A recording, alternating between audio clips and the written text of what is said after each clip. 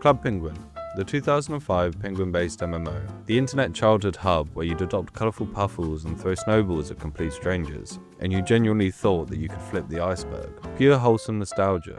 But hiding beneath all of that fun was one persistent buzzkill, and that was the notorious chat filter. Now don't get me wrong, moderation in a kid's game is essential. You can't have penguins walking around threatening each other and dropping F-bombs.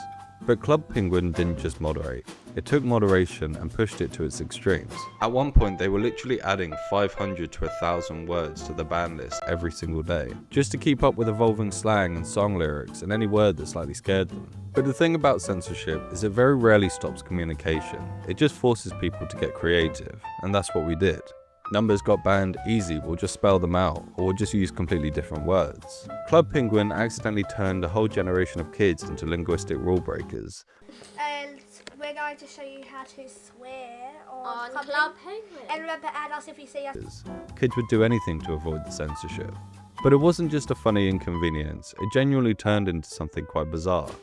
Innocent words like Asian, Jesus, Jew, Muslim, and even anxiety got put onto the ban list. Yes, maybe the reason was to stop racism and bullying, but banning these words also meant silencing the kids that wanted to speak about their identities or how they're feeling. Imagine genuinely needing support and you can't say the word anxiety. I have anxiety. Like, come on, Club Penguin. Just because it's a virtual island for penguins doesn't mean kids don't want to speak about how they feel. Interestingly, despite sexuality and identity-related words being completely censored, many LGBTQ+ millennials and Gen Zers have come out and spoken about how Club Penguin was their first place that they could explore their identities anonymously. Disney, by trying to silence any conversation around identity, accidentally created this covert supportive community.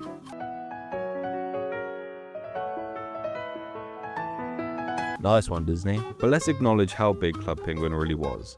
It wasn't just this little game, it was a global phenomenon.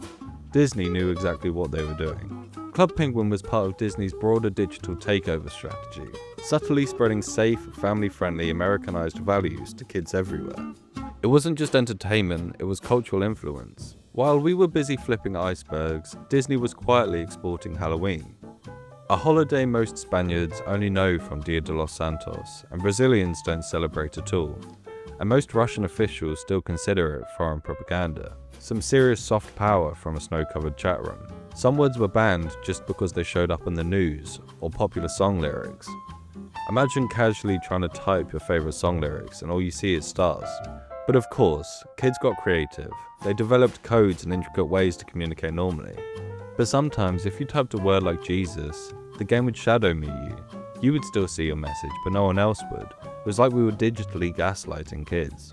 To get round it, kids would say things like juice us instead of Jesus. You'd have all these penguins just trying to have a conversation, and it would just look like crossword clues. Imagine typing my parents are married and the game censoring you like you're trying to leak government secrets. Club Penguin was treating stable family dynamics like scandalous conspiracy theories. Thing is though, Club Penguin was relatively tame compared to today's online games like Roblox.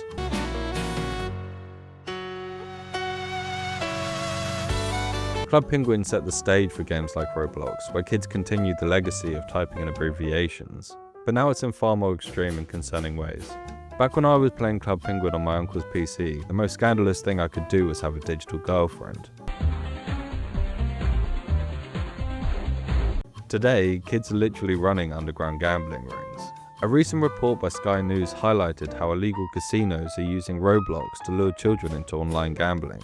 I know for a fact it said I wagered about 15 million. Robert, which isn't his real name, started gambling on these illegal casinos in the US when he was just 14. A virtual playground turning into a front for casinos where kids can gamble virtual currencies and then turn it into real money. Kids as young as 10 and 11 are being groomed into betting, debt and addiction. But how did Roblox get here? Well, unlike Club Penguin, Roblox embraced user-generated content which allowed for freedom. While this sparked creativity, it also made it easy to circumvent moderation systems. This isn't just about linguistic puzzles anymore. Kids are engaging in organized criminal-like activities.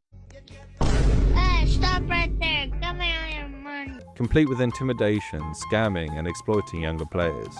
The issue can't be resolved by censoring words or phrases. It's about genuinely understanding context, intent, and behavior. Right now, AI technology spends all of its energy generating images of Minion Jesus. Context-aware AI can spot problematic behaviors like grooming and gambling before it ever happens, offering real moderation, not just blanket censorship. Genuine moderation isn't about banning entire dictionaries. It's about helping kids navigate digital spaces safely and responsibly, not silencing them completely. So Club Penguin tried to bubble wrap our vocabulary, but all they did was turn chat into a giant teamwork exercise in creative writing. We spelt numbers, swapped letters, and learnt more synonyms than an English teacher can cram into a lesson. In the end, the chat filter never stopped us from talking. It just made us better about how we talked. We left that snowy island with sharper wits, a pocket full of replacement phrases, and the knowledge that if you ban the word girlfriend to kids, we're just gonna say girlfriend instead. So thanks, Club Penguin. Thanks for the puffles, the snowball fights, and the unintended crash course in linguistic loopholes. The servers may be gone, but the memories and the workarounds will live on.